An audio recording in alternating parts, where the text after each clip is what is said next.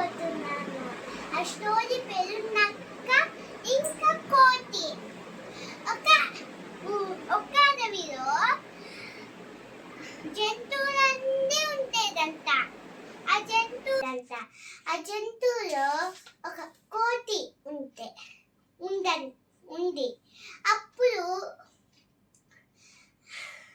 అప్పుడు జంతువులు రాజును చేయడానికి నిర్ణయించుకుంది. సమావేశమయ్యాయి. అప్పుడు జంతువులు కోతి డాన్స్ చేయమని అడిగాయి. అప్పుడు కోతి ఎగురుతూ డాన్స్ చేస్తూ పాటలు పాడుతూ వారిని సంతోషపరిచింది. అప్పుడు అక్కడ ఉన్న నక్కకి నచ్చలేదు. జంతువులందరికీ నచ్చాయి.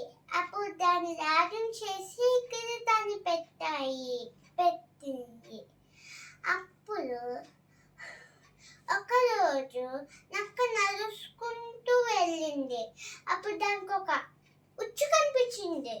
అప్పుడు ఆ ఉచ్చు దానికి ఒక ఐడియా వచ్చింది. అప్పుడు పరిగెత్తుకుంటూ వెళ్ళి కోతిరాజా నేను ఒకటి చూశాను, అది నేను అసలు ముట్టుకోలేదు. అది ఎందుకంటే మీ మహారాజు కాబట్టి అని చెప్పింది. అప్పుడు కోతి దాని వెనకాలే వెళ్ళింది. అప్పుడు దాని మీద ఆహారం ముందు వెనకాల ఆలోచించకుండా దాని మీద దూకింది.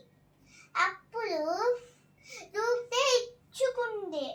అప్పుడు నాకేం చెప్పిందంటే నవ్వుతూ నువ్వెప్పుడు మా రాజు కాలేవు, మా రాజు అయితే తన్ని తాను రక్షించుకొని జంతువులందరినీ కాపాడుతాడు.